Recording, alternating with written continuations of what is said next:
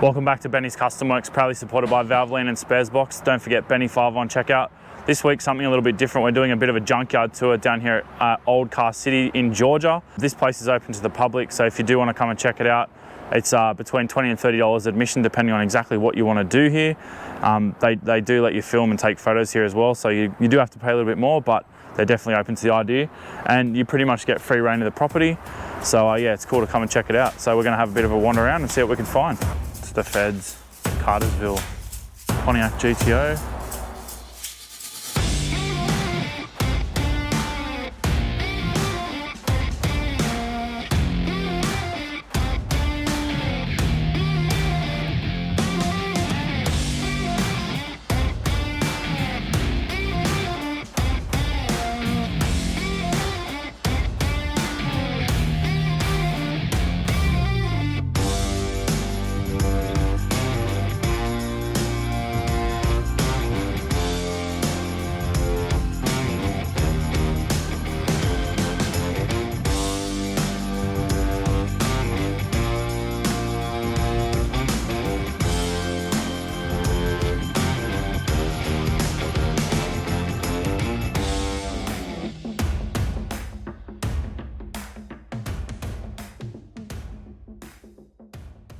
First generation old fugly 4x140 Subaru DL. This thing's pretty sad looking. Last time it was registered 84, I think. So it's an 83 tag with an 84 renewal. So it's been here a while. I love these, 60s Lincoln Continental, 4-door hardtop with suicide doors, factory suicide doors. Now I've just found this. I think it's an old Hilux.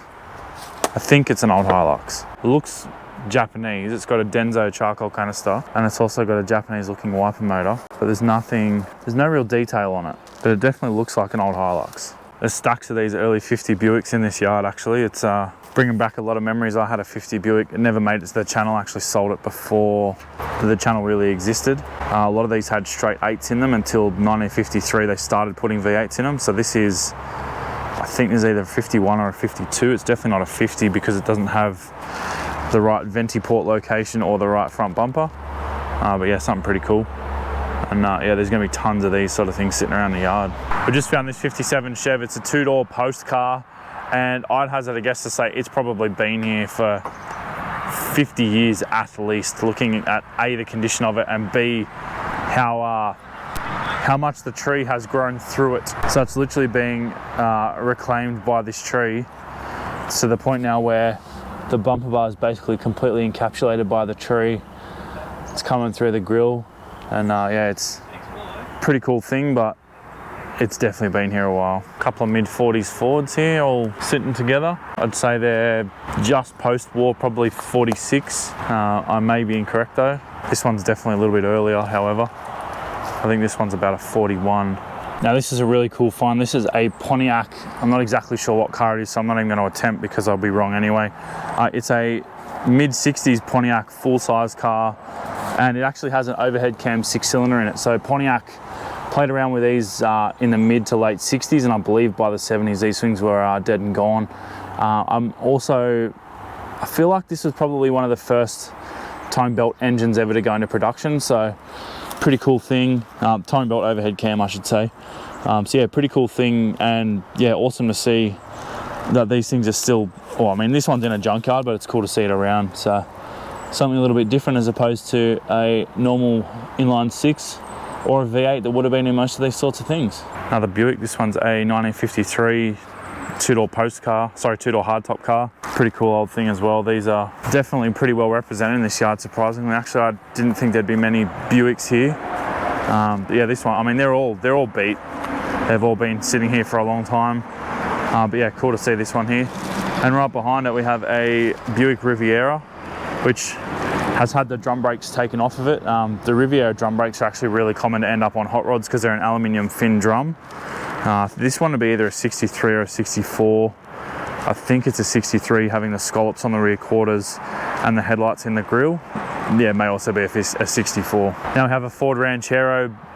This is like an Australian Falcon. Obviously not exactly the same. It's probably similar to an XM Falcon front end wise. However, that's when you get to the A pillar, that's pretty much where the similarities end. On the US, Rancheros actually use the coupe length door on all the utes and their commercial vehicles, whereas the Australian one uses the front door of a four-door post car. So these, although they're exactly the same length overall, they actually have a shorter tub but a larger cabin area. So the Australian one's kind of, the door stops in this approximate position, and you'd have no storage room behind the seat. However, these do have a fair bit more room. So this little thing here is a Nash Metropolitan, and I actually owned one of these for a time. It was not a running car, and I bought it off the internet. Unfortunately, it was definitely not represented accurately, and it was represented as a rust-free California car, and it was neither rust-free nor a California car, even though a number plate had been screwed to it. That's a story for another time. However, these things are basically a platform share of a Austin A40. So mechanically it is all BMC, and the electronics are all Lucas. And I believe these are actually built in the UK as well. So something pretty cool, and I'd actually forgotten about this car and even owning one until I saw this one. So yeah, something pretty cool and different, and maybe one day I'll get another one, but probably not. Screw the plate on, it's a California car. 1963 issued tag. So I mean, it may have been a California car at some point. Something different. Old 30s Ford, flathead V8 in these things, pretty cool. So see this one cruising around on the road one day, hopefully. Another old Renault. This one's definitely seen better days. I'd say this thing's sat here for years and years and years. A lot of the cars that have been here for a long time all have roofs that look like this, because obviously the pine straw sits in that, traps water, and then they just rust out. So a lot of the ones that have sat here for quite a long time have got the good old pine straw sunroof. So there's also sections in this yard of just engines and transmissions just kind of strewn in the woods that have obviously been removed over time and just sat. Unfortunately, they're all well beyond use now. It is worth mentioning actually that nothing is also for sale here, so you can't come and buy parts. None of the cars are being cannibalized anymore. So yeah, they're definitely not available for purchase. It's purely a tourist attraction. So don't come down here expecting to be buying parts from this place, because yeah, they definitely don't sell anything from here. But yeah, it's a fantastic location to come and wander through and just enjoy it for what it is, and see some vehicles that you've probably never seen before. Yeah, it's a cool place to come and walk around and just enjoy it. So this thing here is what I believe to be a home-built dual cab F250. There's all sorts of weird kind of body section joins and odd shapes. So yeah, I'd hazard a guess to say that this was someone's home build at some point. But yeah, there's all sorts of sort of odd contraptions and construction around here. So it's cool to see kind of people's innovation and stuff from time gone by. Same thing, pretty cool. It's probably actually one of the first ones I've seen in a sort of junkyard or a dilapidated state, because like I mentioned, these things are genuinely worth ridiculous amounts of money when they're restored. Unfortunately, this one's definitely had a sad life, but I mean, someone may restore it one day. Same deal with this old school bus. There's tons and tons of driveline and engine parts in here. Most of this stuff actually looks still usable. So although, like I've said a few times, unfortunately nothing's for sale here. Maybe one day that'll change and some of this stuff can go back into cars. I couldn't leave without checking out this Hudson Hornet.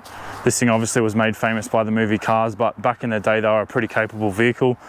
They stuck it to a lot of other manufacturers in the early 50s in NASCAR with a 6-cylinder when a lot of guys were running V8s. So this thing's pretty cool. It's obviously, much like a lot of other vehicles here, it's in pretty poor condition, but yeah, it's pretty cool to come down here from a museum point of view and check out a lot of these sort of vehicles from days gone by that otherwise would have gone through the scrap crusher years and years ago. So yeah, definitely worth coming and checking it out.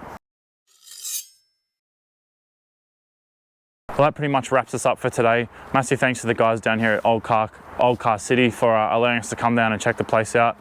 If you are in the area in Georgia, I highly recommend it. It's definitely worth spending a couple of hours wandering through the wilderness here and checking it all out, because it's such a cool collection. Yeah, thanks for watching, guys. We'll see you next time.